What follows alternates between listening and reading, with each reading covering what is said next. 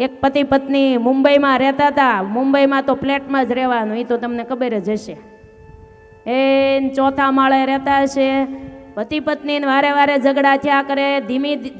ધીમા ધીમા ધરતીકંપના આંચકા આવે. આંચકા સમજો ને, ધીમા ધીમા આંચકા આવતા હતા ત્યાં સુધી તો વાંધો નહોતો. એક દિવસ તો બહુ જબરો આંચકો આવી ગયો ને, તે ઓલા ભાઈ કંટાળી ગયા કે આની હારે રહેવું એના કરતાં મરી જવું સારું. તે ચોથે માળેથી જે ધૂબકો માર્યો મરી જવા માટે, હો, જોયા જાણ્યા વગર સીધો ધૂબકો માર્યો. તે હેઠે શાકભાજીની લારીવાળા ભાઈ ઊભા હતા. હવે એ બિચારા ટિંડોરા આમ જોખતા હતા, હાથમાં ત્રાજવા હતા. સીધા ટિંડોરા લારીવાળા ભાઈની ઉપર પડ્યા. તે લારીવાળા ભાઈ મરી ગયા ને ઓલા જીવતા રહી ગયા.